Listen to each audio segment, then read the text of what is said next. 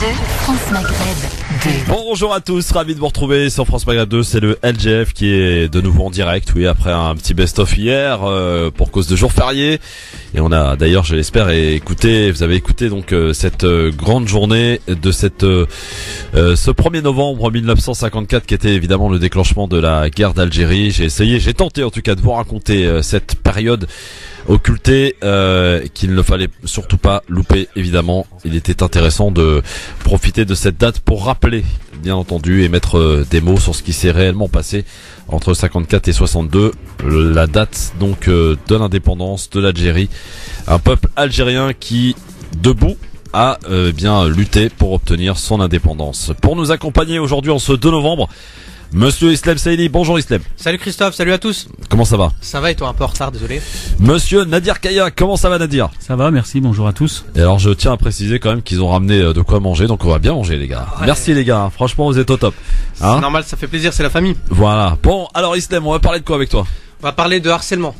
Ah, son port, c'est un peu tendance, oui. C'est un peu tendance.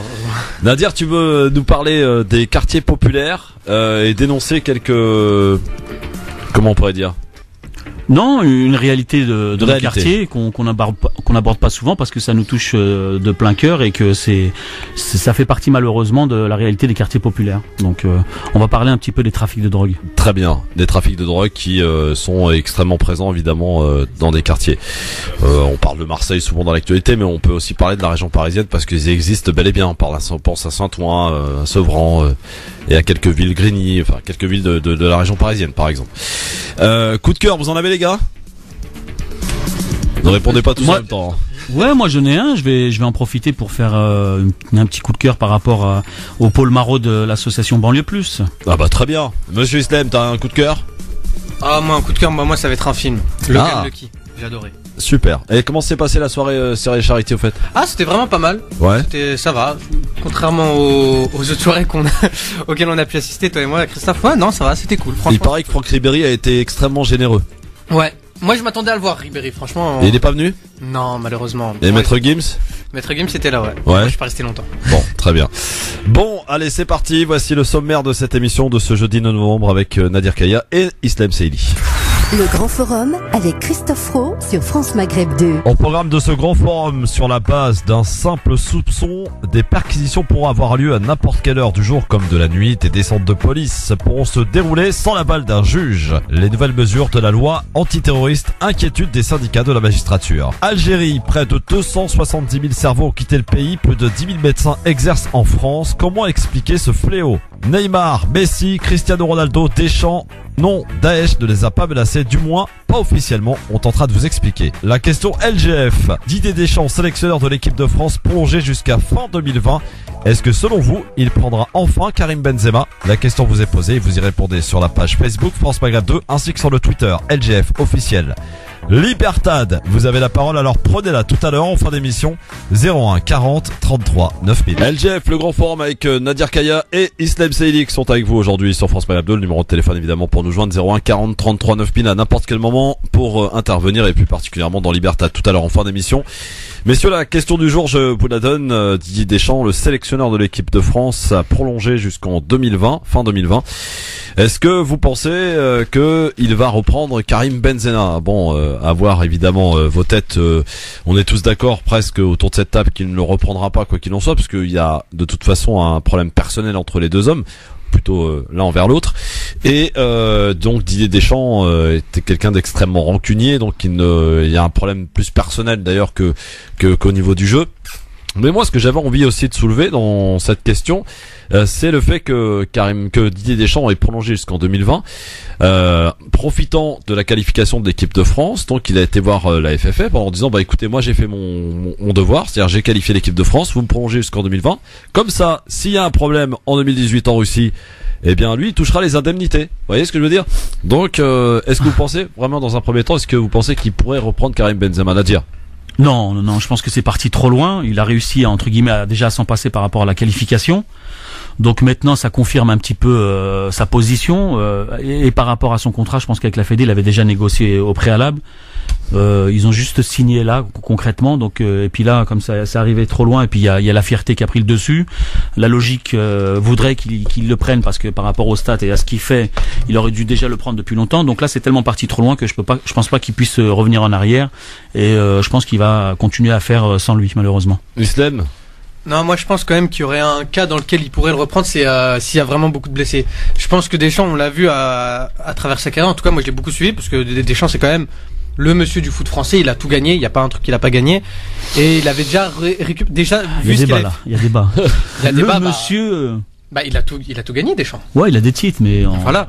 Et en fait, on même a en vu tant que sélection, même en tant qu'entraîneur, à Monaco, il a quand même amené Monaco en finale. Hein. Heureusement que c'est un sport collectif. Oui, bien sûr. Non, mais en fait, c'est le monsieur qui sait gagner des matchs, qui sait faire jouer son équipe à son niveau. Pas forcément avec la manière, mais en tout cas, oui, il y arrive. Non, la manière, elle y est jamais. Ouais. Et en fait, je voulais reparler de ce qui s'était passé avec Gignac. À l'OM, Gignac, il l'avait traîné dans la boue, il l'avait jeté à Fulham, et pour le rappeler à la dernière journée du mercato, pour lui dire non, finalement reviens. Vraiment, il y avait des relations très conflictuelles entre lui et Gignac. Et finalement, Gignac a été repris en équipe de France. Comme quoi, on peut s'attendre, ou en tout cas, on peut espérer un peu de pragmatisme de la part de Didier Deschamps, dans le cas où il y aurait beaucoup de... Donc toi, tu fais partie des 29% sur Twitter à penser que oui, il pourrait reprendre Karim Benzema, effectivement. La grande majorité, évidemment, étant de dire non. Alors, quelques commentaires sur la page Facebook France Maghreb 2, parce que vous avez deux possibilités pour participer à la question du jour. Facebook France Maghreb 2 et sur le Twitter LGF officiel, d'ailleurs, pour nous parler, hashtag LGF officiel. Hamdi qui nous dit à la place de Karim, s'il me demande de revenir en équipe de France, je refuserai par principe. S'il ne veut pas d'arabe, tant pis pour eux. Ça c'est le commentaire de Hamdi. Puis je vous en dis un autre, c'est Oumar qui nous dit il va plutôt prolonger son refus de prendre Benzema et réintégrer un entêtement personnel. J'attends toujours la fameuse blague qui dira que la menace de Daesh sur la personne de Didier Deschamps n'est l'expression d'une volonté, de voir Benzema en équipe de France. Voilà, ça c'est Oumar qui nous fait ce petit commentaire sur la page Facebook France Maghreb 2. On y reviendra évidemment et vous pouvez nous donner votre avis au 01 40 33 9000 pour bien entendu répondre à cette question. On va tout de suite entamer notre premier sujet, messieurs. Il devait durer 3 mois, il aura finalement été prolongé à 6 reprises. Non sans débat d'ailleurs sur son efficacité. L'état d'urgence prend donc officiellement ou a pris donc officiellement fin hier. C'est la loi antiterroriste promulguée donc il y a quelques semaines qui prend le relais. Donc une loi qui offre, selon le Premier ministre, le même degré de protection aux Français. Et c'est ce qu'il a tenu à souligner en se rendant à la Tour Eiffel hier, manière pour Édouard Philippe de répondre à une partie de la droite qui juge le nouveau texte laxiste. Écoutez le Premier ministre hier lors de son déplacement. Que l'état d'urgence soit venu à son terme et que nous soyons aujourd'hui dans une situation qui n'est plus marquée par celle de l'état d'urgence conduit un certain nombre de concitoyens à redouter que l'intensité de l'effort que nous livrons au service de la sécurité puisse baisser. Il n'en est rien, bien au contraire. Les Français vont continuer à voir dans les rues des policiers, des gendarmes, des militaires dans le cadre de l'opération Sentinelle qui va se poursuivre. Ils savent depuis le vote de la loi présentée par le ministre d'État, ministre de l'Intérieur, que nous disposons des instruments juridiques pour prendre les mesures adaptées au traitement des menaces. Nous avons parfaitement conscience que le niveau de menace reste élevé. Alors, est-ce que vous pensez, comme Édouard Philippe, que les Français vont se sentir effectivement bien protégés et que, alors, on va y aller en détail parce que franchement, il n'y a pas beaucoup de différence entre l'état d'urgence que l'on a connu depuis 2015 à ce qui a pris le relais, c'est-à-dire cette loi antiterroriste. On a juste modifié 2-3 trucs, mais en définitive, il n'y a rien qui change, quoi. Nadir. Non, de par mon association Banlieue Plus, on fait partie du collectif Stop Contrôle aux Faciès. On a réussi à faire condamner l'État et à reconnaître un peu cette situation. Donc j'ai pas encore regardé ça de près. Je vais essayer de regarder si j'ai le temps, franchement, parce que d'après ce que j'ai compris, les discussions que j'ai pu avoir avec des amis du collectif, il s'avérait que le contrôle aux faciès va se développer. Donc d'un côté, on retire l'état d'urgence, donc on donne cette impression que tout va rentrer dans l'ordre et qu'il y aura peut-être moins d'abus comme il y a pu avoir au tout début. Mais je pense qu'il va falloir un peu satisfaire l'opinion publique et on va malheureusement retomber dans ces travers-là. Et c'est toujours le cas. Je pense que beaucoup vont encore en pâtir, et notamment les citoyens issus des quartiers populaires et ceux que malheureusement, je dis malheureusement qu'on appelle noirs et arabes, ou parce que voilà, c'est quelque chose qui me saoule un peu au niveau de la sémantique, mais bon, qu'on peut tous comprendre.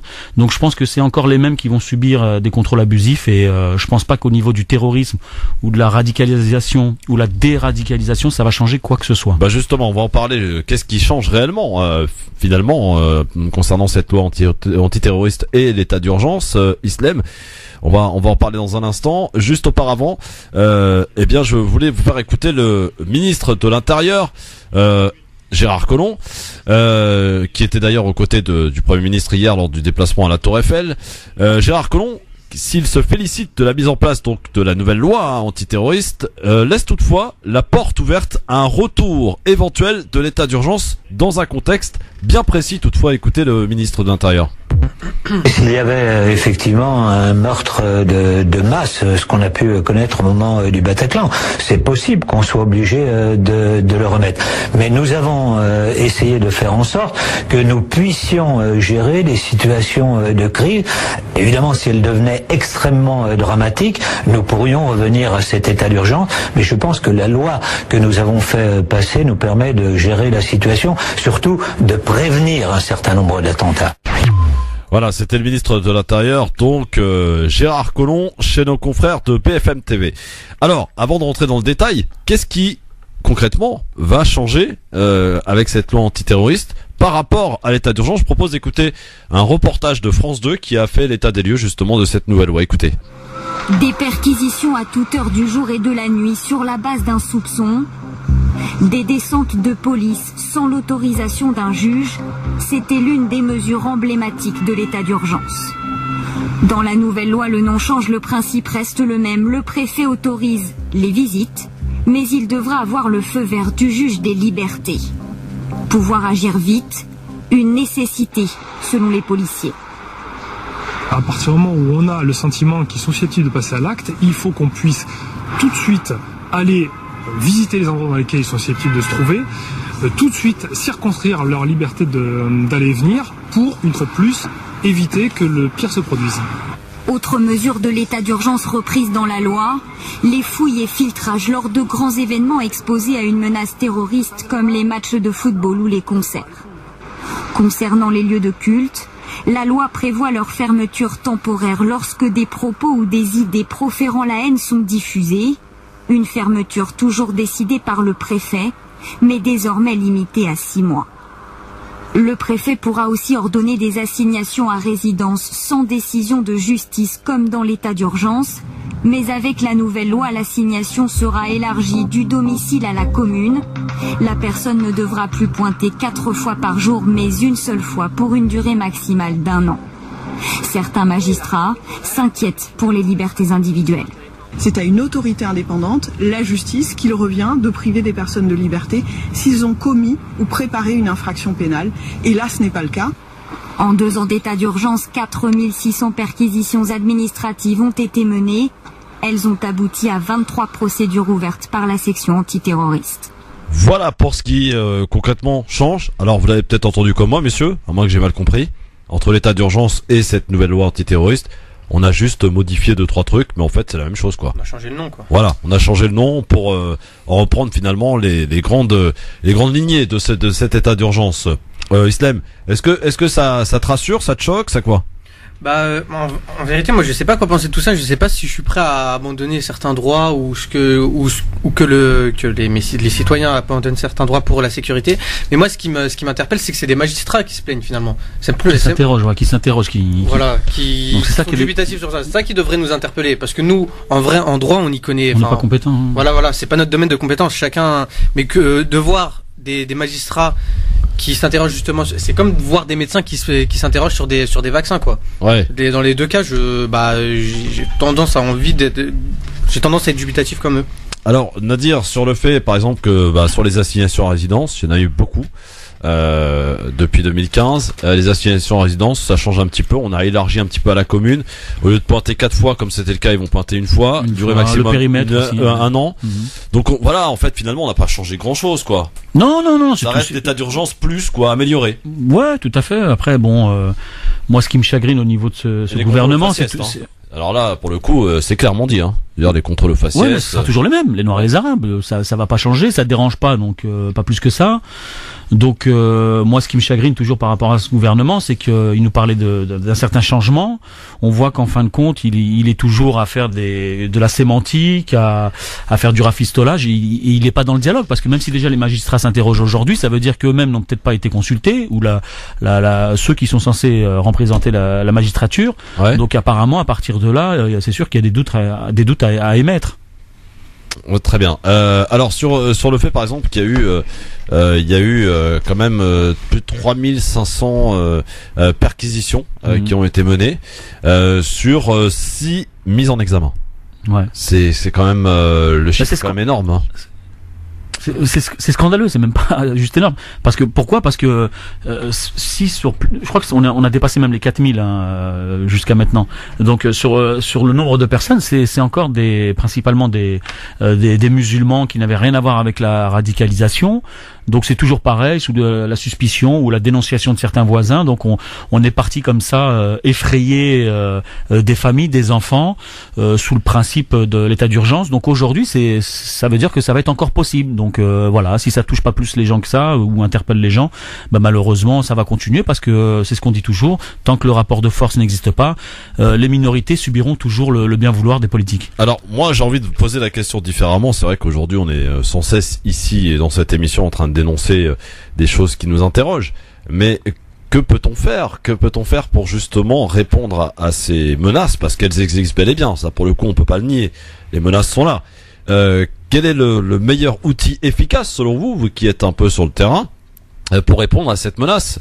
Est-ce qu'il faut être effectivement dans ce que propose le gouvernement et le gouvernement précédent, dans le contrôle faciès, dans effectivement une fixation, de se focaliser sur une certaine communauté et de lier finalement quelque part les attentats qui ont eu lieu sur notre territoire à une religion, alors qu'il n'en est rien évidemment, tout ça pour entretenir un certain amalgame auprès du peuple.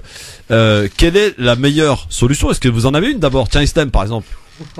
Je sais que c'est un peu dur comme question, mais est-ce que toi par exemple, si t'étais peut-être amené à décider ou à réfléchir autour de comment essayer de retrouver une certaine sécurité, ou d'essayer aussi de parer toutes ces menaces quoi qui existent bel et bien, comment on fait pour les écarter? Voilà. Moi déjà j'arrêterai de déserter des terrains qui devraient être les priorités du gouvernement. C'est-à-dire on va pas se mentir, souvent quand on voit des terroristes, voilà, des gens qui ont rejoint Daesh, etc., c'est des gens qui viennent de banlieues, dont les perspectives d'avenir sont assez floues, qui n'ont pas vraiment... Ces gens-là sont délaissés. En fait, la religion avant n'avait pas autant d'importance dans les banlieues, tout ça, dans les années 80. Ouais. Pourquoi? Parce que ils se sentaient pas peut-être mis à l'écart. Et aujourd'hui, dans certaines banlieues, peut-être les gens se sentent trop, abandonnés, mis à l'écart. Ils ont plus de perspective d'avenir ici, et ils se disent, de toute manière, je vais appartenir à un clan qui lui me considère.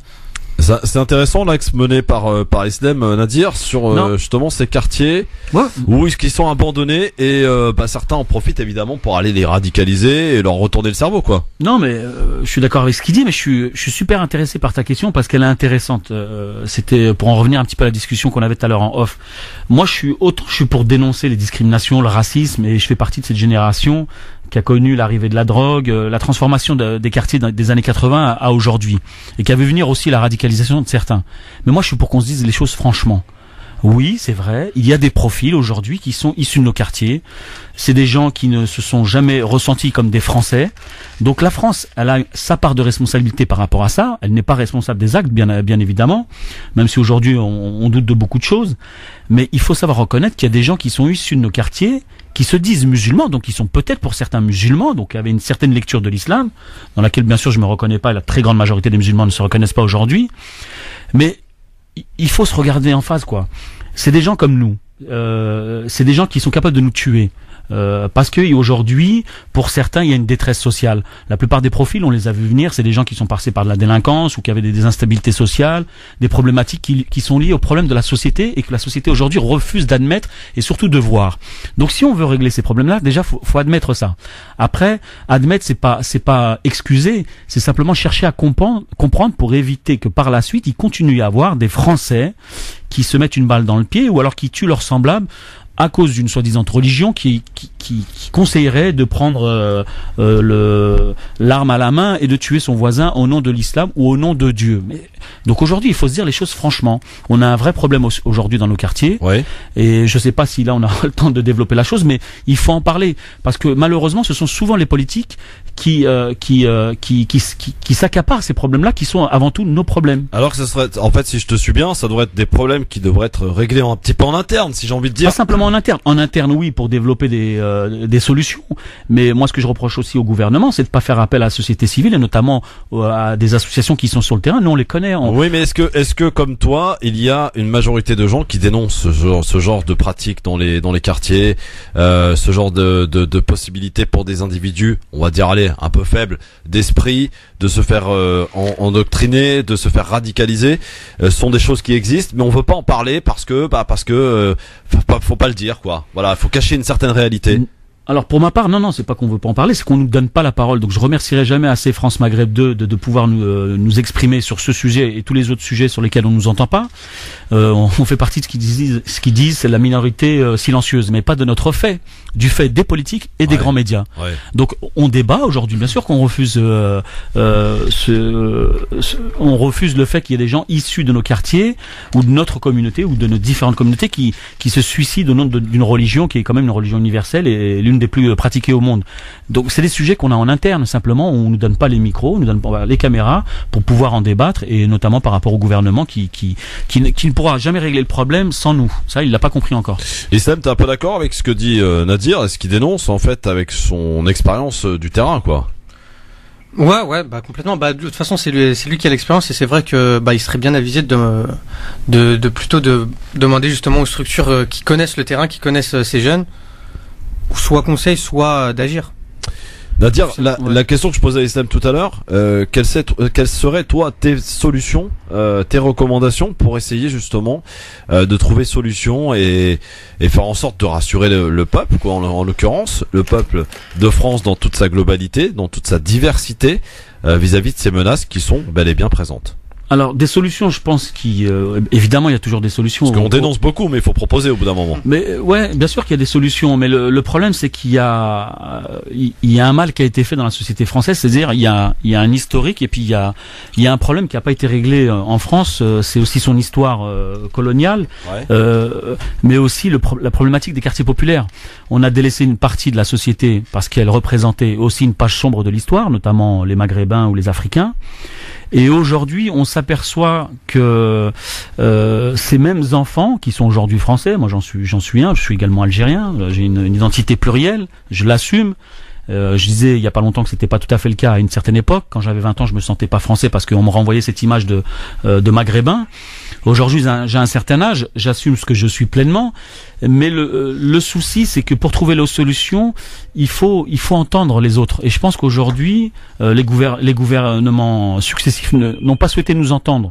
Au-delà du fait qu'il y a des problématiques qui sont liées au quartier sur les trafics, la délinquance, la violence, l'islam en France ou la pratique, il y a aussi le problématique du clientélisme, de l'ingérence dans le culte musulman, le problème de logement, tout un ensemble de problématiques qui sont liées à des problématiques socio-économiques qu'on a refusé de voir depuis 30 ans. Et donc à ça s'ajoute aujourd'hui la problématique de l'islam ou de la radicalisation de certains Français et qui sont pour la plupart français. Donc la France doit regarder en face cette réalité et chercher à travailler avec tout le monde sur des solutions. Mais quand on ne veut pas voir la réalité, on peut continuer comme ça pendant des années à faire semblant de pas trouver de solution ou éventuellement les interlocuteurs pour trouver les solutions avec eux. Votre avis nous intéresse évidemment sur ce sujet et on va accueillir avec vous, si vous voulez bien messieurs, Nasser de Gennevilliers. Bonsoir Nasser. Bonsoir Christophe.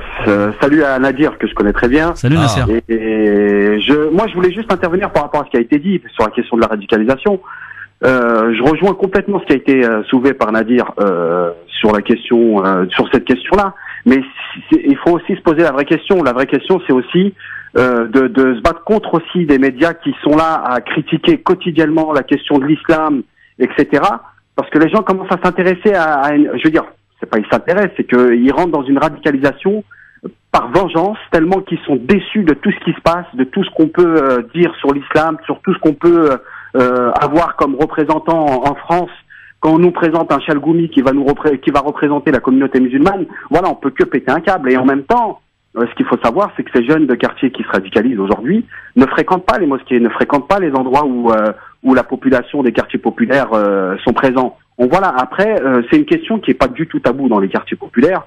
C'est une question dans laquelle on se pose tous les jours autour d'une table pour essayer de voir comment on peut sortir de cette logique, parce qu'on essaye de nous rentrer là-dedans. Parce que quand on parle de banlieue, on parle tout de suite de radicalisation. Voilà, et toutes ces questions-là, c'est des questions qui devraient, nous intéresser, et en même temps de faire réagir aussi certains médias qui sont là, qui essayent de nous salir quotidiennement et qui apportent malheureusement à une radicalisation de certains jeunes qui sont fragiles et qui ne supportent plus ce genre de pratiques. Donc voilà, à chaque fois qu'on parle de musulmans ou de l'islam, on va faire tout un cinéma dans les médias, et quand on parle d'autre chose qui n'a rien à voir avec l'islam, on étouffe l'affaire et on essaye de faire les choses comme si que rien n'était, comme si qu'il y avait rien, il y avait rien, quoi, tout simplement. Merci Nadir pour ton avis. Nasser, pardon. J'ai dit quoi? Nadir, il est avec nous. Oui, Nasser Lagili. Nasser, je t'ai reconnu. Nasser, salut, il a raccroché, t'as vu, mettre le télémasque. 01 40 33 9000, c'est votre avis, nous intéresse. Bon, là encore, Nasser, apparemment qu'il te connaît bien, c'est un homme qui connaît le... Ouais, c'est le président de l'association Crescendo à Gennevilliers, j'ai grandi avec lui, dans le même quartier, dans le même bâtiment, on a fait pratiquement nos armes ensemble, même s'il est un peu plus jeune. Écoute, voilà. Un gars très engagé. Bon, quoi qu'il en soit, donc les solutions proposées par le gouvernement et cette loi antiterroriste que d'ailleurs Macron a signée à l'américaine, devant les caméras, on en a parlé d'ailleurs mardi, Nadir, pardon. Est-ce qu'elle va vraiment répondre à essayer d'éradiquer ce phénomène? Non, mais c'est ça qui est malheureux, comme si que cette loi ou ce changement d'intitulé allait franchement arrêter des gens qui en veulent à la France depuis des années par rapport à ce qu'elle n'a pas fait, ou alors par rapport à ce qu'elle a mal fait. Franchement, c'est pas une loi qui va changer quoi que ce soit ou arrêter qui que ce soit. Et c'est ça le malheur, c'est que ces gens-là n'arrivent toujours pas à comprendre ce qui arrive à la France depuis 30 ou 40 ans. Parce qu'il faut revenir en arrière, on en est encore à traiter les conséquences et pas aller sur les causes de tout ça. Ouais, c'est ça. Fatima est avec nous. Bonsoir Fatima. Bonsoir Christophe, bonsoir à vos invités. Bonsoir Fatima. Je vais être rapide. Je vais juste vous citer un passage de l'interview qu'a fait Jean-Louis Debré, ex-ministre de Chirac, à l'époque quand il était ministre. Alors voilà ce qu'il a dit. Il y a un lien entre le grand banditisme et le terrorisme. Il n'a pas dit entre l'islam et le terrorisme. Donc cette histoire d'islam, c'est une pure invention des médias. Et j'entends dire que les musulmans ne disent rien. Nous, on n'a rien à voir avec ça. On n'a pas on peut, par exemple, compatir, on peut dire, oui, c'est vrai qu'on n'est pas d'accord. Bien sûr qu'on n'est pas d'accord, parce que les musulmans, c'est les premiers qui sont touchés. Si on fait le compte des victimes, dans le monde, 80%. Dans le monde, c'est les musulmans qui sont en plus grand nombre touchés. C'est leur pays qui sont regardés là. Quand on montre la Syrie, quand on montre la Libye, quand on montre l'Irak, l'Afghanistan, qui c'est qui est touché? Est-ce que c'est l'islam? Non. Alors donc, c'est ce qu'il a dit. Il paraît qu'il l'a dit à Chirac ou quelque chose comme ça, parce que j'ai essayé de retrouver le texte, je l'ai écrit, mais je l'ai pas trouvé. Il y a un lien entre le grand banditisme et le terrorisme. Nous, en islam, notre religion, elle n'a absolument rien à voir. Seulement, quand on veut tuer son chien, on dit qu'il a la rage. Exact. Quand on n'aime pas les musulmans, et maintenant on est là, il faut qu'ils fassent avec nous. Ils peuvent rien faire sans nous maintenant. On va pas demain prendre nos affaires et partir, je sais pas combien de temps. Merci Fatima pour ce petit rappel intéressant, parce que c'est vrai que c'est toujours bon à prendre. Jean-Louis Debré, effectivement, il fait partie des hommes politiques qui réfléchissent de manière un peu différente de ces politiques que l'on a pu voir ces dernières années, qui ont entretenu cet amalgame sciemment, Nadir Islem. On parle des médias, mais on peut aussi parler en premier lieu des politiques, parce que c'est quand même eux qui vont sur les plateaux s'exprimer à longueur de journée et faire le lien, cet amalgame sciemment entretenu entre l'islam et le terrorisme. C'est pas les médias. Les médias, ils se nourrissent de ce qu'ils peuvent avoir, c'est-à-dire de la part des politiques, quoi, non? Enfin, je sais pas si vous partagez mon avis, mais pour le coup... Non, moi je pense que chacun a une part de responsabilité, que ce soit les politiques bien sûr, dans un premier temps, parce qu'ils ont quand même cette responsabilité de faire avancer la France et de faire en sorte que tous les Français aillent dans le même sens. C'est sûr que c'est pas le cas. Donc ils ont cette première responsabilité. Après, le fait que les médias aujourd'hui sont la vraie force aujourd'hui, parce que la communication aujourd'hui, c'est ce qui fait tout. On le voit très bien dans le comportement des politiques. Tout est basé sur la communication. Après, il y a aussi la responsabilité des citoyens français. On a le devoir de s'intéresser à ce qui se passe et surtout à trouver ensemble des solutions, parce qu'il y a que comme ça qu'on pourra avancer et éventuellement régler les problèmes qui concernent les uns et les autres et qui nous concernent tous globalement. Bon, alors apparemment il y a beaucoup d'appels aujourd'hui, donc on va peut-être un peu prolonger le débat pour le coup, pour écouter votre avis, qui est toutefois et somme toute intéressant bien sûr. Je crois que c'est Walid qui est avec nous. Bonsoir Walid. C'est qui? Walid? Allô? Oui, bonsoir. Quel est votre prénom? Pardon, Boalem, pardon. Ouais, non, je suis spécialiste d'écorcher les prénoms et les noms. Boalem, vous nous appelez d'où, Boalem? Le sujet qui m'intéresse, c'est par rapport à la radicalisation. Parce que c'est vrai que pendant longtemps, les médias, ils n'arrêtent pas d'en parler, mais concrètement, nous, on vit réellement les expériences sur le terrain. Par exemple, concrètement, là, il y a quelques mois de ça, pour la fête de l'Aïd à Gennevilliers, on a décidé d'organiser une grande fête laïque tous ensemble.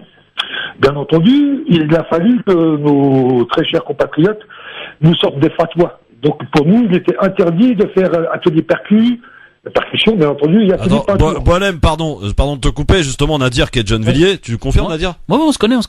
Mais j'ai prévenu personne à Gennevilliers. Non, j'ai l'impression que t'as envoyé tout Gennevilliers, là. Non, Gennevilliers suit France Maghreb 2, naturellement, apparemment. Qui prouve que l'association qui devait s'occuper de ça était mise à l'écart.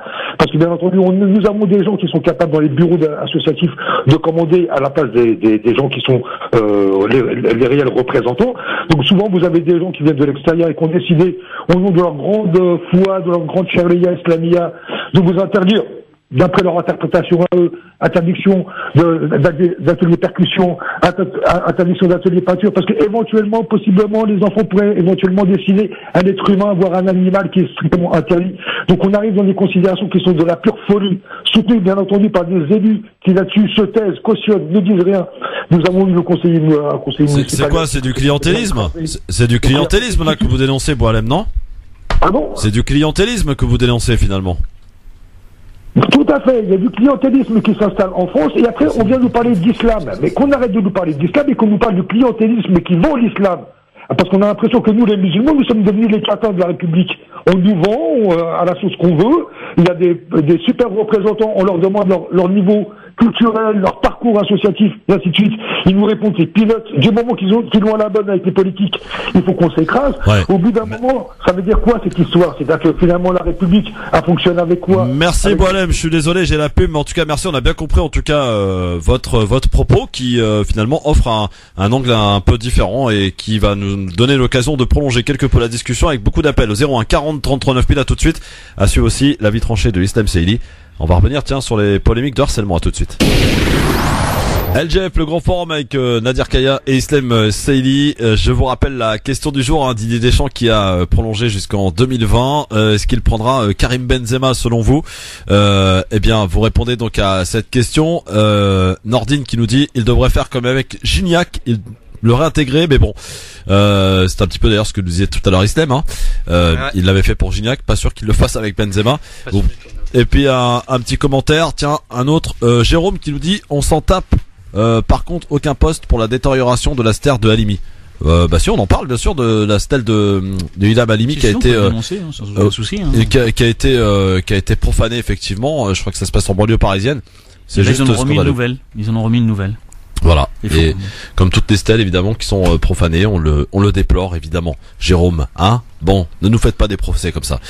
On enchaîne et on termine avec ce débat donc sur cette nouvelle loi antiterroriste. On a essayé en tout cas de poser une certaine réflexion autour de proposer aussi de proposer des solutions, parce qu'on est là à dénoncer effectivement et on a de quoi aussi évidemment dénoncer. Oumar est avec nous depuis Aulnay. Salut Oumar. Il est Oumar. Ah bah attendez, il est là Oumar. Salut Oumar. Bon, il est parti Oumar, on va tâcher de le rappeler parce que il était avec nous il y a quelques instants.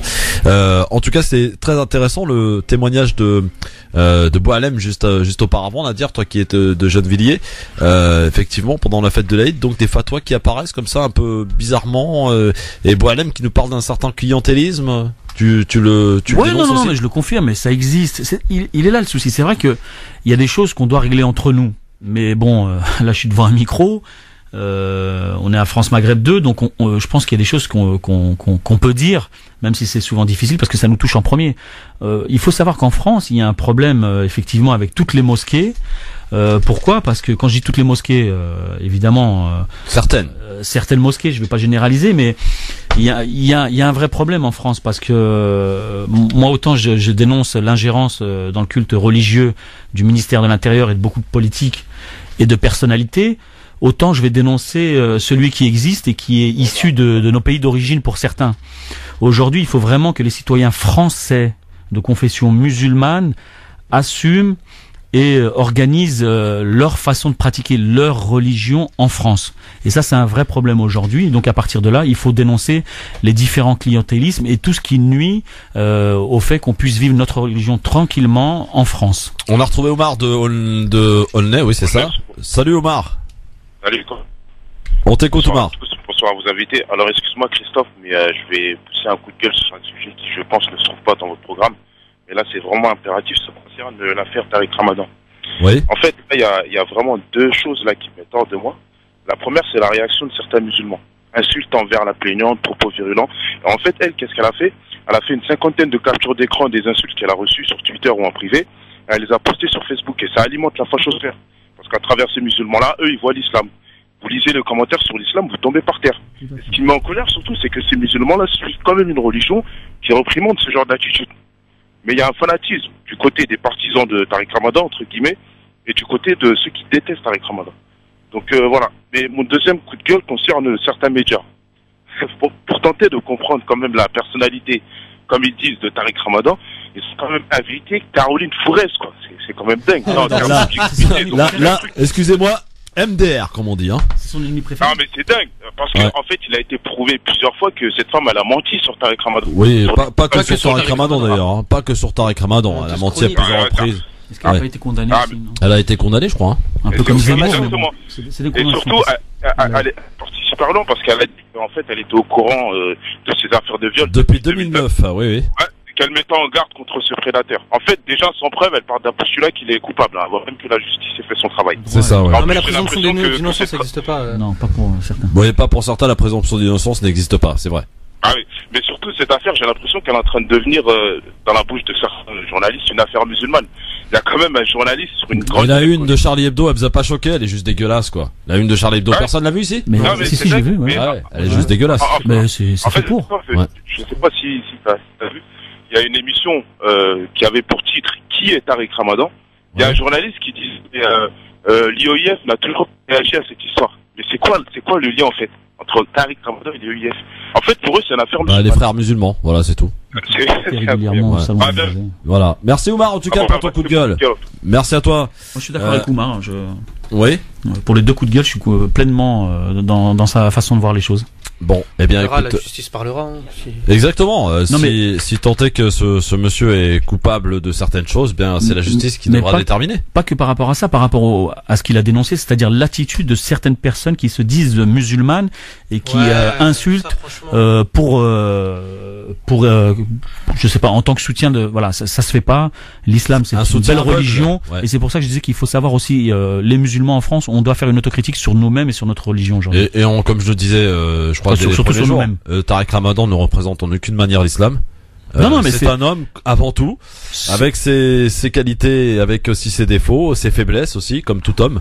Voilà. Bah, écoutez, après la justice devra parler, c'est tout. La présomption d'innocence quand même doit exister pour tous les citoyens, y compris pour Tariq Ramadan. Voilà. Oui, qui n'est pas français d'ailleurs, je le rappelle. Il est suisse, voilà. Donc voilà. Mais c'est vrai qu'alors le coup de gueule de Oumar de voir Caroline Forest qui ressurgit de nulle part pour qu'elle parle à vitesse sur tous les plateaux, c'est juste MDR quoi. Christophe, c'est fait exprès, c'est l'une de ses pires ennemis. Donc je pense que Zemmour aussi va bientôt arriver et tous ceux qui ont la haine de Tariq Ramadan depuis des années vont avoir l'opportunité de pouvoir s'exprimer et d'alimenter le débat. Et ben justement, la transition elle est un peu toute faite pour le coup, puisqu'on va parler de tout ça, enfin de d'harcèlement. Dans la vie tranchée de monsieur Islem Saïli. Jingle. 5, 4,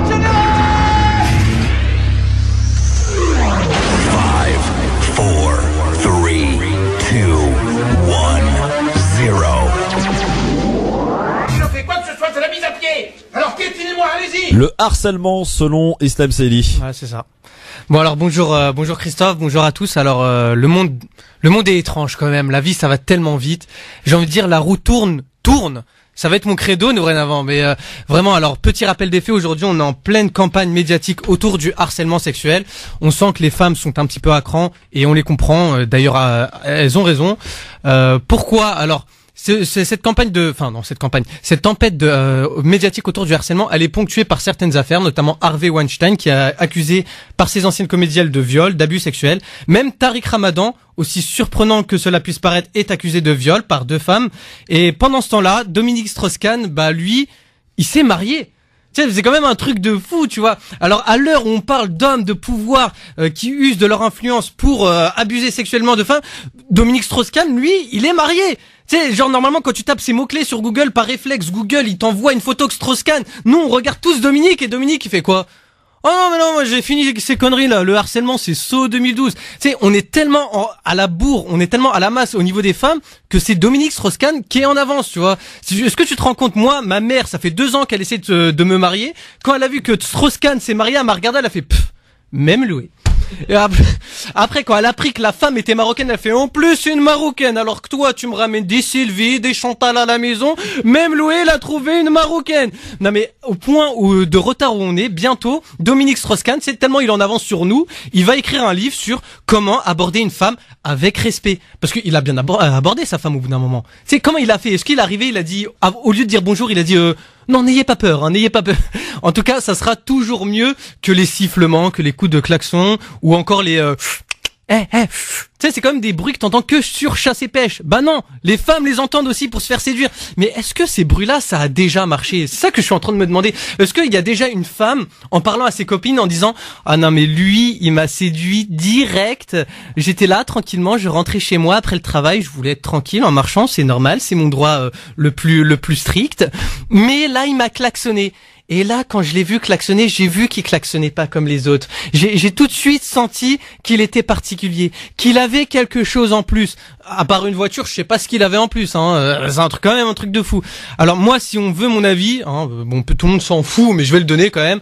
C'est qu'on est quand même des gros hypocrites, parce que le droit des fans nous intéresse seulement quand le coupable ou la victime sont des gens connus. C'est vrai ou pas? Alors, ce qui m'interroge, c'est que vu que Dominique Strauss-Kahn aujourd'hui est en avance sur nous, parce que lui à cette heure-ci il est marié, est-ce que bientôt Harvey Weinstein sera en avance sur nous? Alors en attendant, moi je vais attendre le nouveau livre d'ici 2-3 ans d'Harvey Weinstein qui s'intitulera Comment respecter les femmes. Merci Islam, merci beaucoup. Tourner ça avec beaucoup d'ironie finalement. Nadir, tu connaissais pas la touche Islam, hein? Non, je découvre et super intéressant. Surtout le klaxon, l'histoire du klaxon est pas mal. Ouais. Ah non mais alors par contre juste Islam. Ouais. Comment t'imites les femmes, c'est juste impossible quoi. Non mais quand même tu vois. Non mais c'était pour faire en gros, il y a que une demeurée qui peut être séduite par un mec qui klaxonne quoi. Alors c'est vrai. Alors par contre c'est vrai. Nadir, on l'a tous vu et entendu. Un mec qui veut séduire une femme, un jeune, soit il la siffle, ou la klaxonne. Ça c'est vrai, on l'a vu ça. Hein? Est-ce que ça marche? Est-ce que vous l'avez tenté d'ailleurs tous les deux? Dites la vérité. Si ça marche, moi je tente. Hein.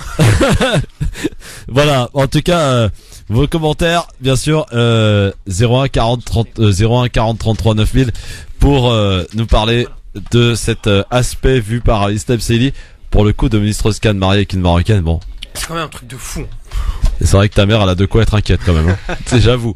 Voilà, donc vous n'hésitez pas à nous appeler bien sûr. Je vous rappelle la question du jour. par rapport au foot, Didier Deschamps, le sélectionneur qui a prolongé jusqu'en 2020. Est-ce que selon vous, il va reprendre Benzema ou pas? Vous nous répondez sur Twitter LGF officiel ou sur la page Facebook France Maghreb 2, là où vous nous adressez vos commentaires bien sûr. N'hésitez pas, bien entendu, on vous lira. Et puis tiens, si je voulais vous dire un truc important parce que c'est tombé aujourd'hui. On s'était fait l'écho d'une affaire d'une supérette à Villepinte qui s'appelle Al Discount, qui était en conflit finalement avec le propriétaire, donc HSBC. Eh bien peut-être d'une banque, oui, une banque ultra riche, anglaise. Ouais, peut-être dû à la pression médiatique. Eh bien sachez que le responsable d'Al Discount ainsi que son avocat et quelques soutiens ont été reçus par le big boss de la branche immobilier d'HSBC de France, et qu'il aura assuré ce matin qu'il allait se rendre lundi dans leur magasin pour trouver un accord pour signature d'un nouveau bail. Donc écoutez, on est ravis, et on a vu les images justement de tous les employés, d'à peu près 16-17 employés qu'emploie donc Al Discount. Ils étaient en pleurs et de voir que finalement peut-être que cette affaire va être enfin résolue. Tant mieux, et que la pression médiatique marche.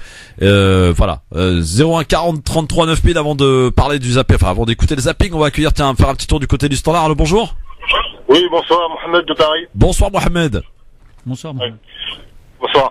J'aurais voulu savoir, connaître la définition d'après vous du radicalisme. Qu'est-ce que c'est que le radicalisme? Alors le radicalisme, tiens, bonne question posée par Mohamed. Nadir, le radicalisme. Ah, encore un mot avec un isme. Ouais, un isme. Comme l'islamisme, j'ai pas le dictionnaire, comme lequel, celui qui est défini dans un dictionnaire ou celui qu'on utilise notamment dans les médias?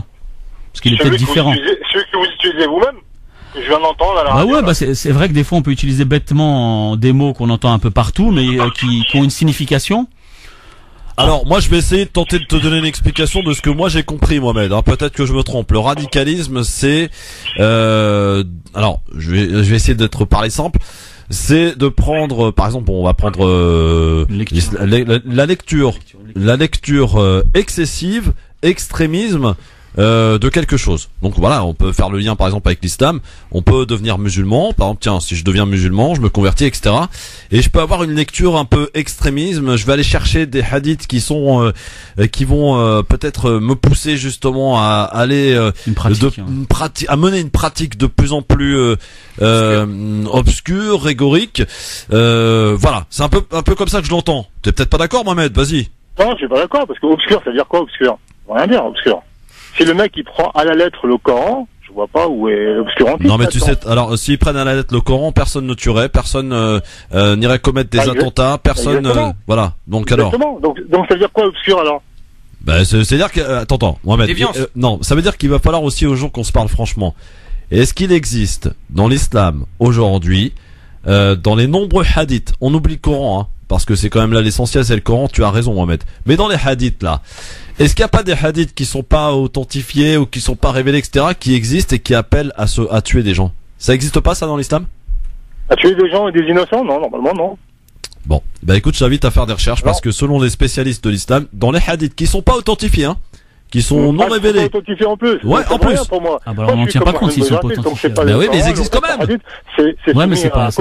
C'est pour ça que beaucoup de spécialistes de l'islam disent, attendez, on va arrêter avec tout ça, on va se référer au Coran. Voilà, ça c'est la meilleure, la plus belle des sagesses. Le Coran, il est là pour nous dicter un petit peu comment on doit se comporter. Et puis dans le Coran, il n'est pas dit, il me semble, si tu tues un homme, c'est comme si tu tuais toute l'humanité. Si tu sauves un homme, c'est comme si tu sauvais toute l'humanité.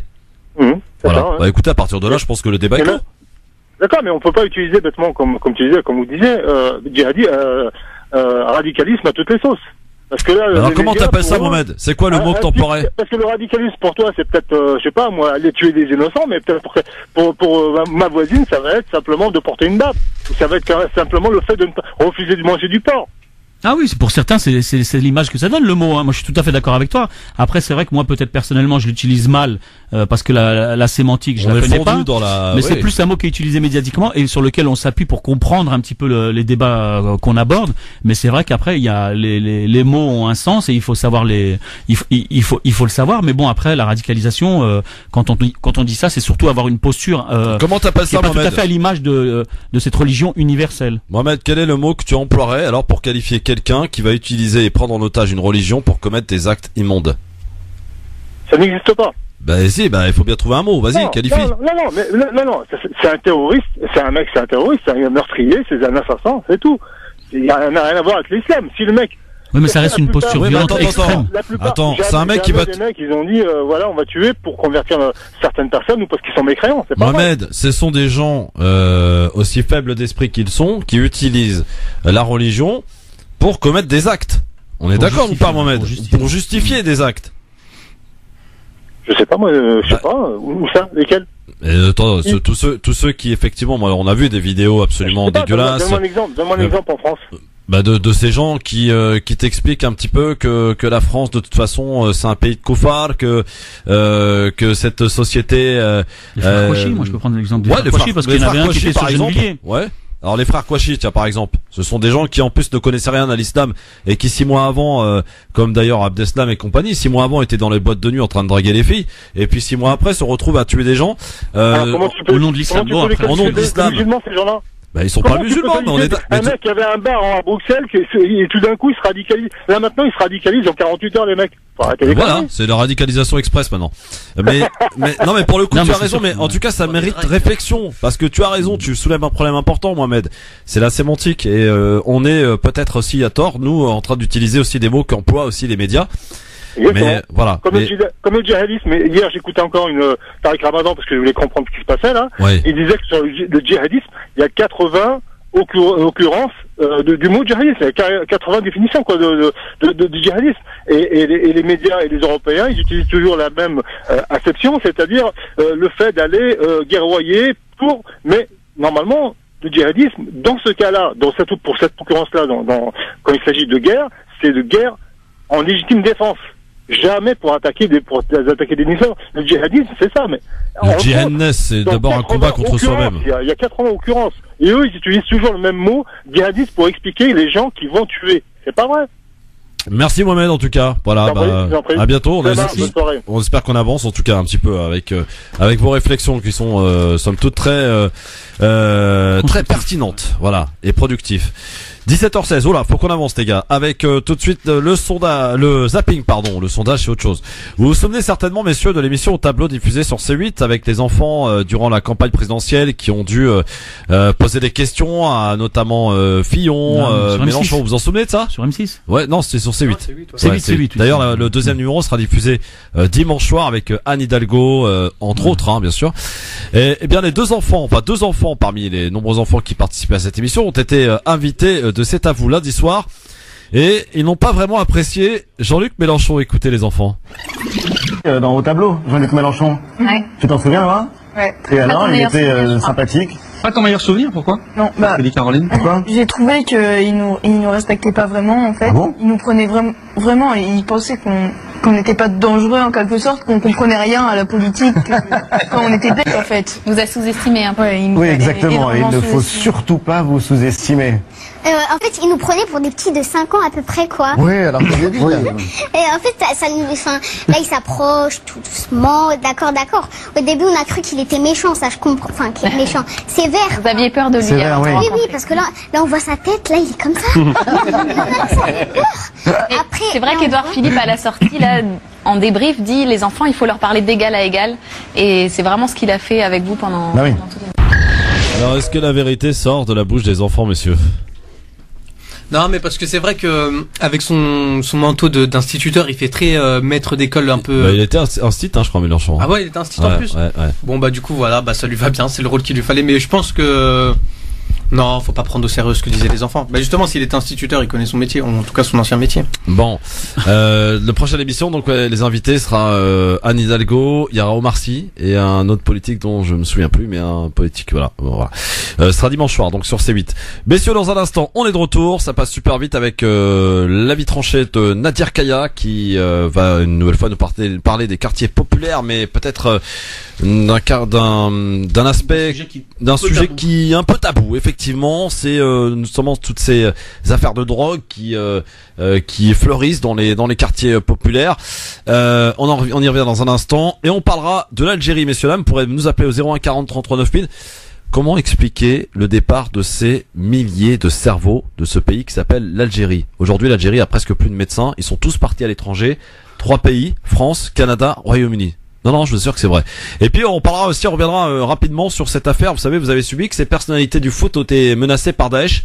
Alors ils ont été menacés, mais pas. Deschamps, hein. Ouais, Deschamps, Neymar, Cristiano Ronaldo, etc. Alors ils ont été menacés, pas franchement, enfin pas de manière officielle en tout cas. On vous en reparle dans un instant, à tout de suite. LGF, le grand forum, Nadir et Islam nous ont bien gâtés aujourd'hui. Un pain au chocolat, croissant, des bonbons et tout ce qu'il faut pour passer un bon moment, hein. Voilà. Les bonbons. La question du jour, je vous la rappelle, hein, Didier Deschamps qui a prolongé jusqu'à fin 2020. Est-ce que vous pensez qu'il va peut-être nous rappeler Karim Benzema? Vous répondez sur Twitter à LGF officiel, sur la page Facebook France Maghreb 2. Et Mokhtar qui nous dit il touchera une indemnité quand il va être viré après le mondial. Ça c'est pas mal vu, Mokhtar. Ouais, mais ça c'est tout à fait normal. C'est prévu dans le contrat. C'est juste pas normal quand même. Pourquoi c'est pas normal? Non, attends, le gars, faut dire quand même, on sortait de Domenech, de Laurent Blanc qui avait pas fait un travail extraordinaire non plus. Moi, je trouve, en toute objectivité, Deschamps, c'est quelqu'un qui fait bien son boulot, même si c'est pas un kiff de regarder l'équipe de France. Ok, moi, ils peuvent gagner 6-0 contre l'Allemagne, que je vais pas sauter au plafond. Pourtant, je suis un grand supporter de l'équipe de France. Mais faut dire que le mec fait son taf, quoi. Alors, est-ce qu'il fait son taf en se privant d'un des meilleurs attaquants de France? Ça, c'est ce qu'on lui reproche tous. Ils s'en foutent, hein. Eux, ils ont vu le résultat, ils sont qualifiés aujourd'hui, même si c'était laborieux, ils sont qualifiés. C'est ce qui compte avant tout, je pense, hein. C'est ce qui compte. En plus, il y a Olivier Giroud qui marque, donc on se dit, ouais, peut-être que Benzema n'en a pas. Mais Benzema, il est très important dans l'animation du jeu. Il n'y a pas que les buts qui comptent, c'est surtout l'animation. C'est ce qui fait très bien au Real et c'est ce qui ferait très bien en équipe de France. Mais bon. Alors, un petit commentaire de Driss Hortefeux, c'est comme ça qu'il s'appelle, hein. C'est pas lui, hein, vous inquiétez pas. Qui nous dit, il va le réintégrer parce que Daesh l'a menacé. Voilà. Et puis Sab, tu as une femme qui réagit en parlant de foot, c'est bien. J'espère les voir les deux footballeurs, Karim Benzema et Valbuena, Inch'Allah. Ou alors pour Valbuena, c'est mort. Je pense que c'est mort. Et je pense que personne le demande en plus. Non, personne l'a demandé en l'occurrence, Valbuena. Mais bon. Mais c'est bien d'avoir essayé en tout cas, Sab. C'est bien. On voit que les femmes et au foot, ça fait bon ménage. Un petit tour par le standard avant d'écouter l'avis tranché de Nadir Kaya qui va être plus que tranché comme d'habitude, bien sûr. Allô, bonsoir. Oui, allô. Bonsoir. Quel est votre prénom, cher monsieur? Oui, Kamel à la fin. Ah, bonsoir Kamel, comment ça va? Bonsoir. Oui, très bien, très bien, ça pourrait aller mieux, simplement je vais peut-être faire tâche dans cette émission et je vais te demander la permission de parler de cet appel que je te fais aujourd'hui, mon cher Christophe, qui est à la fois douloureux, mais je voulais le partager avec vous. Alors je ne sais pas si c'est le moment venu au travers de ce que vous venez de développer sur le sport, mais je tenais absolument à vouloir partager cette douleur, c'est-à-dire que, si tu me le permets d'ailleurs. Vas-y, va à l'essentiel, Kamel, vas-y. Bon, alors écoute, voilà, je t'appelle parce que tout simplement, moi je fais partie des gens qui m'investissent un petit peu auprès des gens qui sont malades, et j'apprends tout à l'heure qu'un jeune enfant s'est malheureusement éteint, et les parents qui sont algériens en grande difficulté. Je voulais que tout ça ait un sens en réalité. Je suis ému, donc je le partage avec vous. Et je voulais simplement qu'on donne un coup de main à cette famille.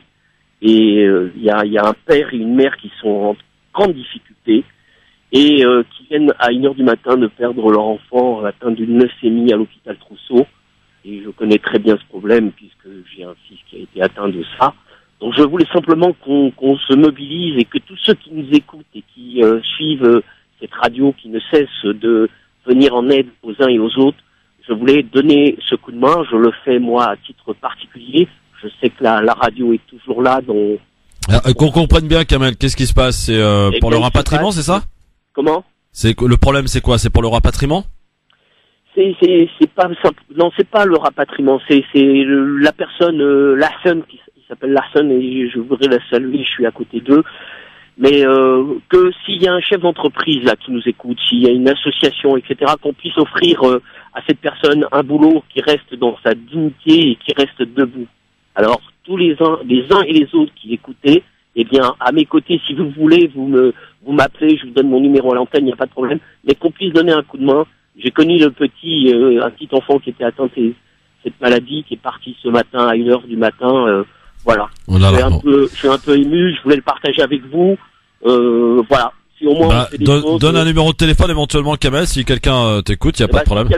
Si quelqu'un écoute, il n'hésite pas à m'appeler au 06 50 03 20 20. 06 50 03 20 20. Si on peut donner un coup de main à cette famille, à ce père qui doit rester debout, et puis nous autres aussi, à chaque fois qu'il y a des choses, eh bien ne pas manquer de soutenir et d'être toujours aux côtés des autres. Bon courage Kamel, et tu salueras la famille et le papa pour nous. Et bon courage et Allah rahma en tout cas. Merci beaucoup. 01 40 33 9000. On va passer maintenant à l'avis tranché de notre ami Nadir Kaya sur France Maghreb 2. Avant de parler dans un instant de l'Algérie, on va s'y rendre, oui, parce qu'on se pose la question comment expliquer ce fléau des départs des cerveaux de ce pays qu'est l'Algérie. Dans un instant, pour l'heure, l'avis tranché Nadir Kaya, jingle.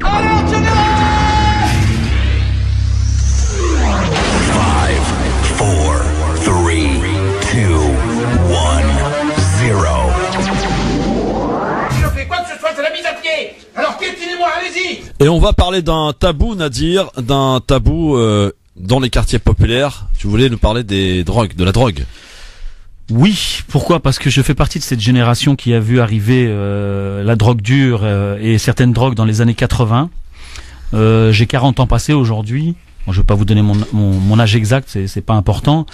J'ai vu la drogue donc s'installer, voir les dégâts que ça a causé dans les familles, notamment les conflits d'intérêts, donc les trafics en eux-mêmes, les guerres de territoire, le sida aussi. Beaucoup de grands frères sont décédés dans toutes ces problématiques qui sont liées à la drogue, au trafic, au sida, dans les années 80-90. Et je vois qu'aujourd'hui, c'est une réalité qu'on n'affronte pas encore. Parce que je fais partie de ceux qui sont responsables associatifs, qui se battent contre les discriminations, l'islamophobie. On a fait partie aussi des associations qui ont combattu l'islamophobie dès le début avec le CCIF et d'autres. Et on se bat aussi avec la misère, parce qu'il faut savoir qu'en banlieue, il y a énormément de citoyens et d'associations qui soutiennent toutes ces femmes, ces hommes et ces enfants qui sont à la rue depuis des années. On n'a pas attendu malheureusement les réfugiés pour être présents. Il y a beaucoup de générosité dans les quartiers, mais il y a aussi une réalité qui est là au quotidien. C'est tous ces trafics. Ces trafics sont surtout et souvent alimentés par des gens qu'on connaît, parce qu'on grandit avec eux dans nos quartiers. C'est un vrai problème parce que c'est récurrent et parce que c'est en bas de nos immeubles.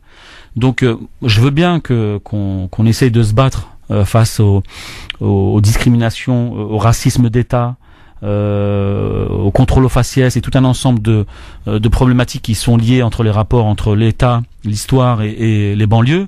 Mais il faut aussi qu'on se regarde dans les yeux, qu'on essaye aussi d'être autant et aussi virulent avec nous-mêmes, c'est-à-dire avec tous ceux qui sont issus comme nous de l'immigration ou issus des quartiers populaires et qui sont aujourd'hui dans la difficulté et dans la violence.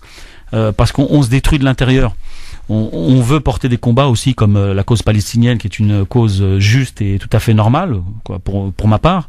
Mais il y a aussi la réalité des quartiers, quoi. Tout ce qui nous touche au quotidien, tous ces jeunes qui meurent aussi. Et aujourd'hui, voir en 2017 qu'on n'a pas réglé ce problème-là, ou que l'État n'a pas réglé, c'est tout à fait normal, parce que je pense qu'on a aussi notre part de responsabilité. On doit le dénoncer, comme on peut dénoncer la radicalisation de certains. Tout à l'heure, on a employé ce terme-là.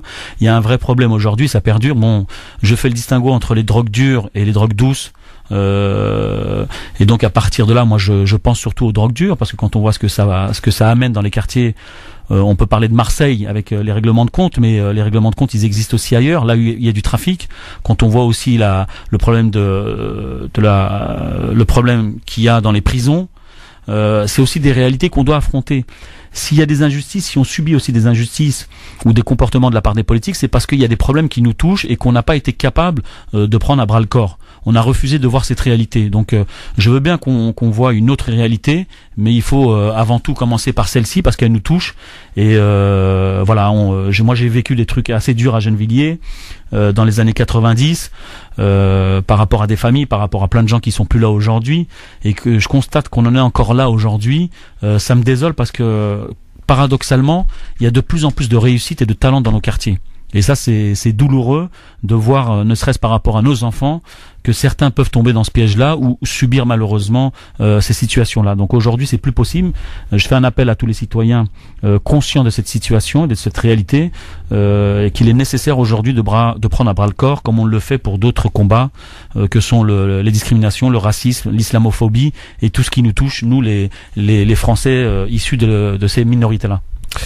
Merci Nadir. Islam, petite réaction peut-être, est-ce que c'est un problème que tu connais, que tu Non, mais c'est quelque chose qui a pas changé. Qui a pas changé.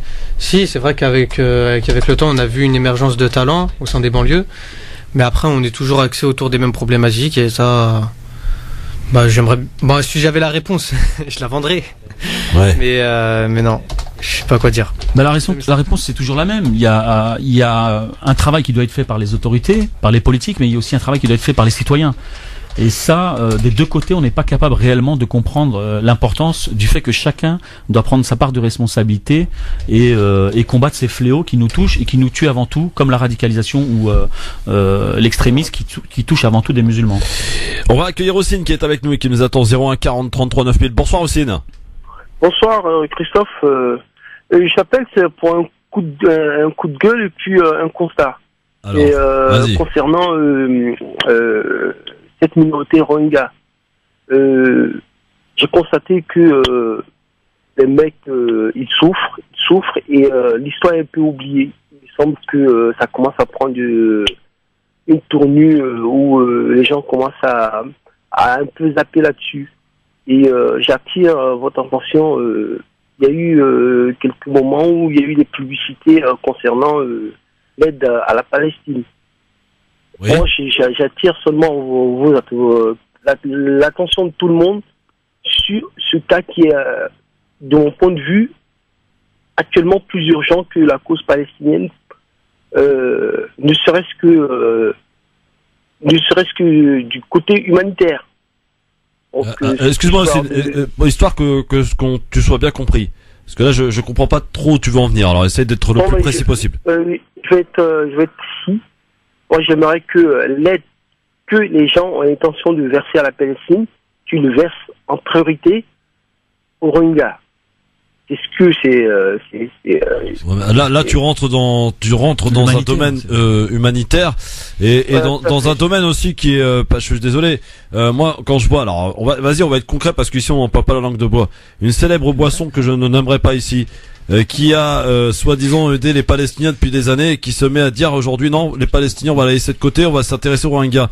L'humanitaire c'est pas sélectif hein. Les Palestiniens voilà. Je suis d'accord avec toi, mais quand on compare le contexte actuel, le cas Rohingya est plus urgent que le cas palestinien. D'accord avec moi? Je sais pas, non, moi je suis pas d'accord avec toi. Après, je sais pas, Nadir, est-ce que les Rohingyas sont plus urgents que les Palestiniens? Non, est-ce qu'il faut comparer l'incomparable en fait? Non, là aussi il n'y a pas de classification à faire. Toutes les souffrances et toutes les violences qui existent dans le monde, elles sont importantes. Mais bon, c'est vrai qu'on peut pas être partout.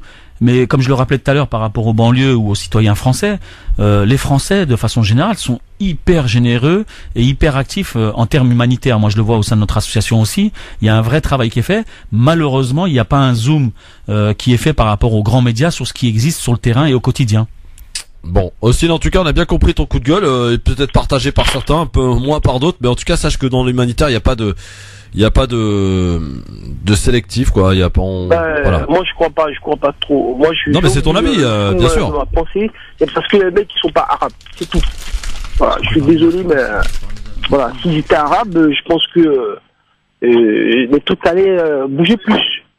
Parce que les Rohingyas sont pas arabes, c'est ça que tu dis? Voilà. Parce qu'il y a les musulmans qui souffrent, plein de musulmans qui souffrent partout dans le monde.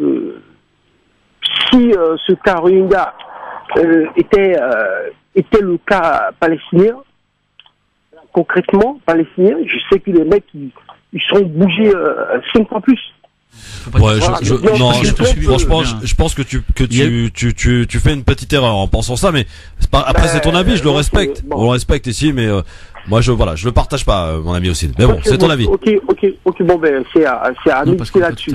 Non mais c'est ton avis, y a pas de problème, on l'a entendu en tout cas et on t'invite justement à réfléchir un petit peu sur tout ça parce que je pense que tu commets pas mal d'erreurs aussi. C'est possible. C'est possible, heureusement, on en commet tous des erreurs, mon ami. À très bientôt en tout cas aussi. 01 40 33 9000. Tiens, je voulais, c'était pas prévu au programme, mais je voulais quand même qu'on en parle. Vous avez peut-être entendu hier un document diffusé sur France 2 dans le journal de 20h dans le journal de 20h donc, à la rencontre de Margot. C'est une femme qui est partie en Syrie en juillet 2013 et qui a vécu à Raqqa, donc dans la capitale autoproclamée de l'État islamique ou de l'OI, là, Daesh. Elle a témoigné devant les caméras de France 2. Écoutez ce reportage, on en parle, parce qu'en fait elle demande quoi? Elle demande de revenir en France, mais surtout que ses enfants soient rapatriés en France. Écoutez. Margot, cette Nantaise de 27 ans, a été arrêtée à Raqqa il y a 12 jours avec ses 3 enfants. Cette famille française, membre de Daesh, est aujourd'hui retenue par les forces kurdes quelque part dans le nord de la Syrie. Notre rencontre se déroule dans l'intimité d'un appartement. Nos échanges ont lieu en tête-à-tête. Bonjour. Pourquoi vous acceptez aujourd'hui de répondre à nos questions? Pour passer un message? Parce que j'ai pas de raison. J'ai des raisons d'avoir honte de choses, mais je préfère m'expliquer et être claire et ne rien cacher en fait. Aujourd'hui, la France n'a pas vraiment envie de vous voir rentrer. Est-ce que vous le comprenez? Bien sûr, j'estime que c'est totalement dans leur droit de craindre. J'imagine même ils doivent se dire psychologiquement on est instable, etc. C'est quelque chose que je peux comprendre. 2 de ses 3 enfants sont nés à Raqqa, le dernier en pleine bataille pour libérer la ville. Donc, la plus grande c'est Yasmine, elle a 6 ans. Deuxième c'est Aïssa, il a 3 ans. Et ma dernière c'est Beil Hassan, elle a 5 mois. Votre fille, elle a grandi avec Daesh. Vous imaginez ce que vous avez imposé à votre fille? Yasmine, elle n'a pas manqué ni d'affection, ni d'éducation à la maison. Elle a juste vécu avec les terroristes autour d'elle. D'apparence, dans la ville, on voit ces gens-là qui sont dans des voitures. Comme je vous dis, ils sont avec les enfants surtout. Ils ont endoctriné des enfants. Ils ont envoyé des petits garçons combattre. On les voyait sur les films de propagande. Dans les grands écrans, en fait, ils mettent des grands écrans de cinéma, donc c'est furtif, c'est quand on passe comme ça. Vous imaginez pour un enfant de voir ça aujourd'hui, pour vos enfants, ce que ça peut avoir comme impact? Je l'aurais jamais montré et je l'aurais jamais, encore moins envoyé, quoi. Ça c'est évident. En 4 ans de vie sous la coupe du groupe État islamique, Margot a épousé 4 combattants français. 3 sont morts. J'ai passé beaucoup de temps enfermée dans ce qu'on appelle les madafas. Ils appellent ça des maisons d'hôtes, mais en fait ils enferment, ils entassent un grand nombre de sœurs qui sont seules. C'était ça la liberté à Raqqa pour vous, être enfermé dans une pièce? Et pourquoi vous étiez enfermé? Parce que quand on est seul, c'est comme ça. Avant d'être marié? Quand on n'est pas marié, c'est comme ça. Mais il fallait épouser quelqu'un? En fait, être une femme seule, ça signifie rester enfermée. Donc c'est vrai que le passeport pour avoir un tout petit peu de stabilité comme ça. Vous regrettez d'avoir offert cette vie-là à vos enfants? Moi, je regrette même tous les mariages que j'ai faits. J'aurais aimé avoir une vie stable, un mari, faire des enfants avec la même personne, choisir un pays musulman mais calme. C'est sûr que si je retourne en arrière, je ne referai jamais ces mêmes erreurs, c'est évident. Vous avez combattu? Il n'y a aucune femme en fait qui... Vous n'avez jamais touché une arme? Si, ils nous apprennent, ils nous montrent comment monter et démonter une arme. Et moi, je l'ai fait pour leur montrer que c'était acquis. Vous étiez dans une ville qui était tenue par des combattants djihadistes, par des gens qui perpétraient des attentats à travers le monde, qui sont félicités. Et vous me dites que la vie était tout à fait normale avec vos enfants. Vous comprenez que ça puisse choquer? On arrive en fait à se créer notre propre bulle à nous, c'est-à-dire à préserver nos enfants, à nous préserver nous. C'est au fur et à mesure où on a été choqués et puis on a pris des baffes, on a pris des claques en fait. Au fur et à mesure, on a fini par réaliser qu'est-ce qu'ils faisaient. Face à la terreur imposée par le groupe État islamique, Margot dit avoir au moins à une reprise tenté de regagner la France, sans y parvenir. Et en fait, Daesh tirait sur les gens qui voulaient partir. Et pas mal de fois, c'est-à-dire c'est quelque chose qui reste très secret même parmi les femmes avec qui on vit. Si on dit ce genre de choses, elles vont balancer et puis on se fait arrêter. C'est une prise de risque énorme en fait. On risque de se faire Tu fais dans les deux sens. Est-ce que vous dites ça aujourd'hui pour avoir une chance de rentrer en France ou est-ce que votre démarche elle est sincère? Moi, ça fait longtemps que je veux rentrer. Je sais, et je vais pas dire que j'ai peu d'espoir de retourner. Vous êtes prête à aller en prison si jamais vous parvenez à revenir en France? Oui, bien sûr. Je pense que je me suis préparée depuis longtemps à ça. Vous avez un message à passer aux autorités françaises, au président de la République? Tu sais que je sais même pas le nom du nouveau président. Je me suis arrêtée à Hollande et puis suite à ça, j'avais plus accès à l'information. Margot sait qu'elle encourt la peine de mort si elle est jugée en Irak ou en Syrie. Qu'importe son sort, dit-elle, elle demande aujourd'hui à ce que ses enfants soient rapatriés en France. Voilà, alors c'est un document qui vaut ce qu'il vaut avec ce témoignage. Très sincèrement comme ça, brut, est-ce que Nadir, Islam, est-ce que vous êtes pour est-ce que ces gens reviennent de Syrie? Elle demande principalement ses enfants.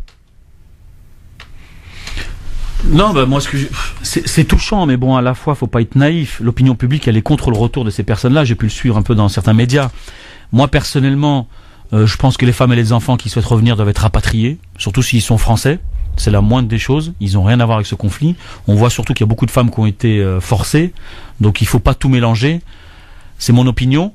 Après, franchement, par rapport aux hommes, à ceux qui ont voulu faire la guerre au nom de Daesh, qui restent là-bas, moi personnellement, je souhaite pas qu'ils reviennent. Si c'est pour faire sauter des bombes ici, toucher mes enfants ou ma famille, il est hors de question que ces gens-là, ils assument ce qu'ils ont fait. Ce sont des hommes, ils ont pris leurs responsabilités, qu'ils assument.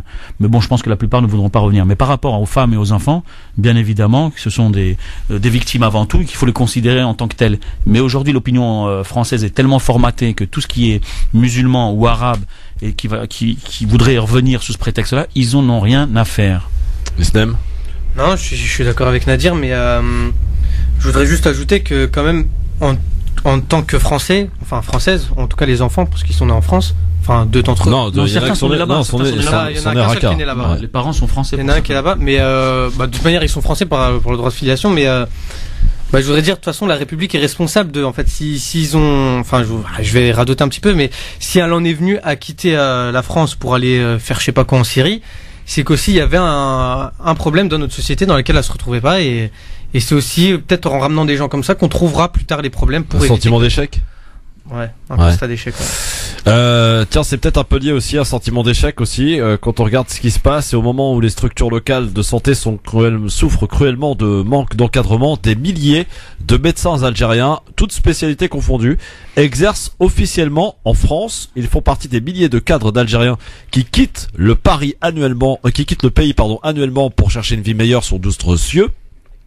Cela est dû à une étude par Mohamed Souafsief, j'espère que je prononce bien en tout cas, attaché de recherche au Centre de recherche en économie appliquée et développement, CRI. Il y a 3 ans, près de 17 000 médecins maghrébins ont émergé à l'ordre des médecins français. Selon l'étude, plus de 10 000 médecins algériens exercent en France. Des médecins nord-africains sont de plus en plus nombreux à quitter vers notamment la France. Le Canada indique encore donc ce monsieur lors d'une conférence tenue à l'université de Béjaïa récemment.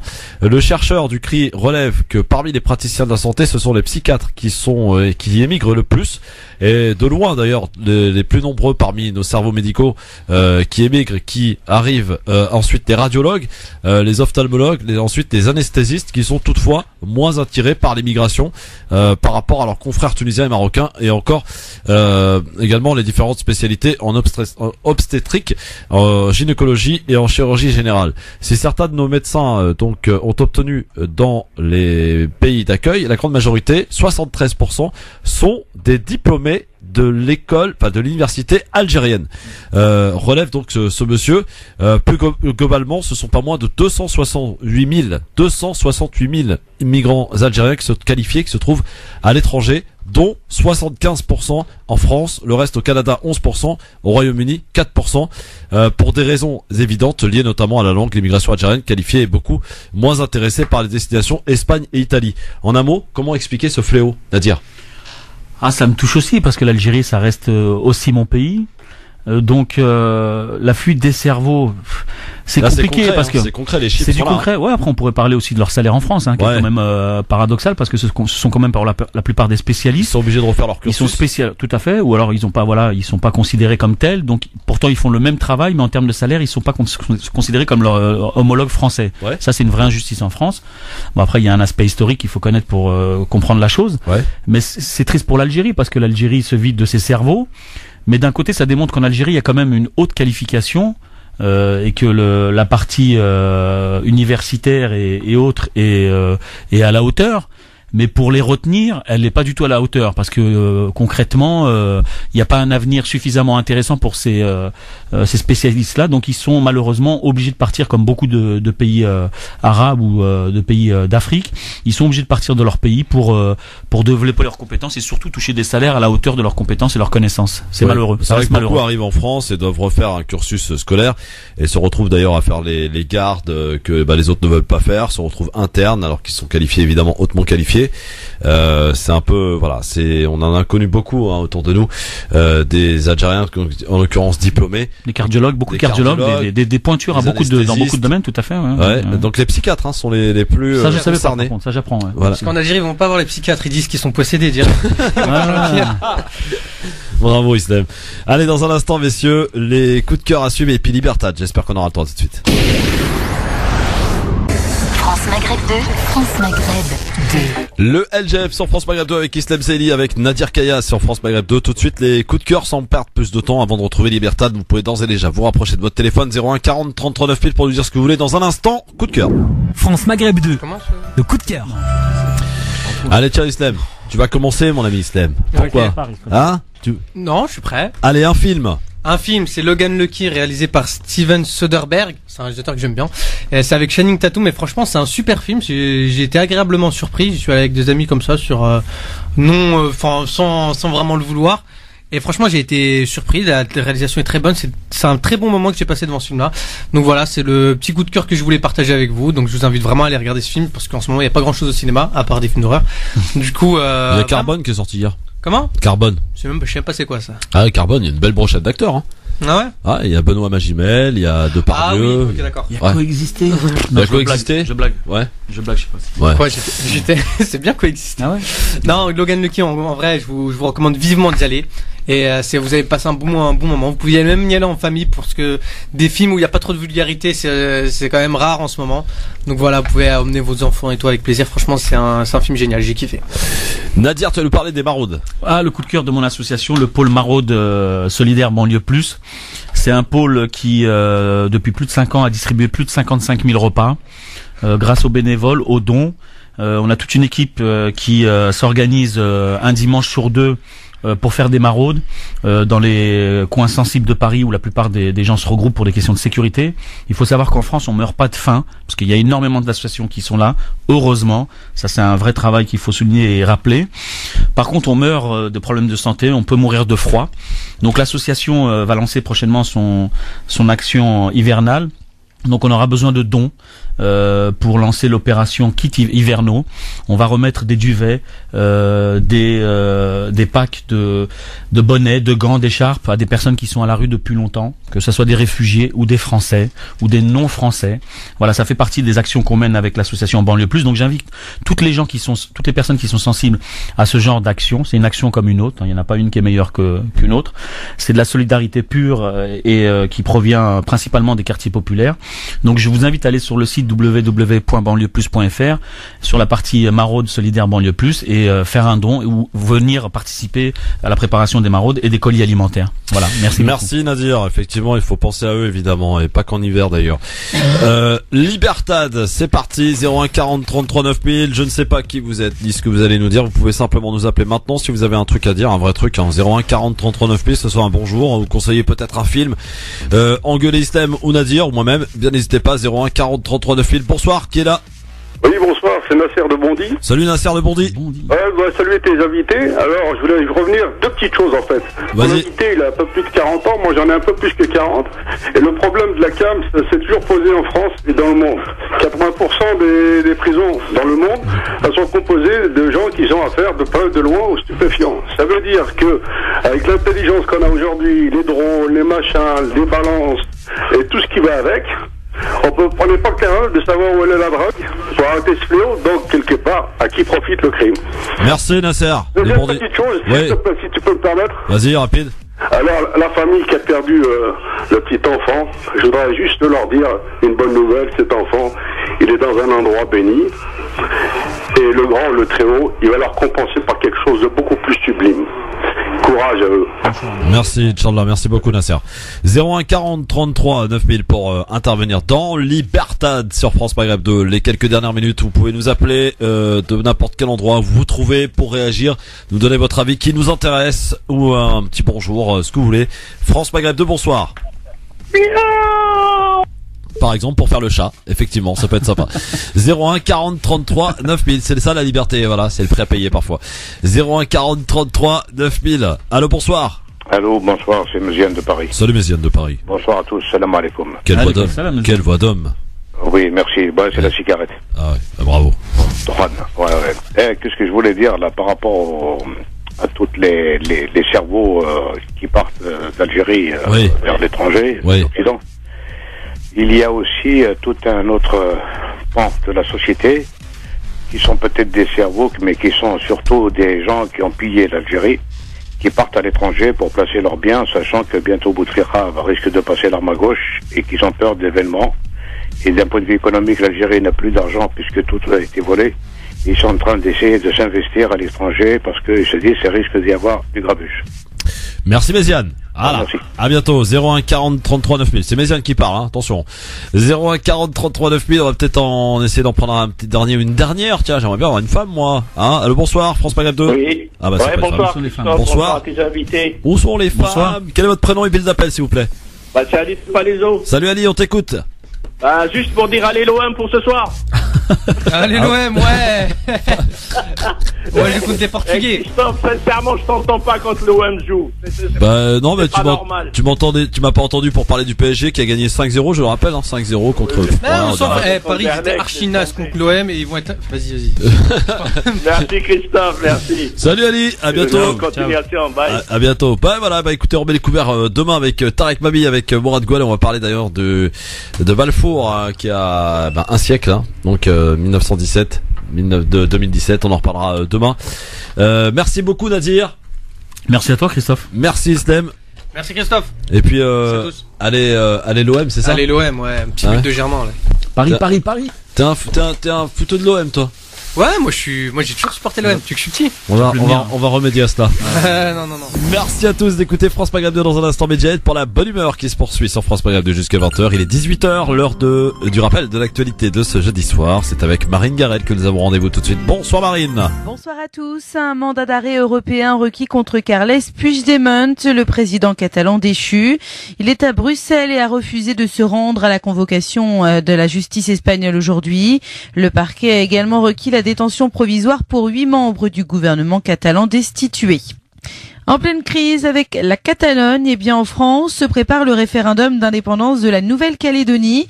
Il aura lieu l'an prochain. C'est une promesse dans le cadre de l'accord de Nouméa signé en 1998. Le Premier ministre Édouard Philippe reçoit aujourd'hui à Paris des élus calédoniens pour organiser ce scrutin historique. La famille d'Alexia Daval, la joggeuse retrouvée morte près de Gré en Haute-Saône, va s'exprimer tout à l'heure dans 1 heure. Elle ne répondra à aucune question alors qu'une autopsie est pratiquée aujourd'hui à l'Institut médico-légal de Besançon pour tenter de déterminer les causes de la mort d'Alexia. Son corps brûlé a été retrouvé lundi.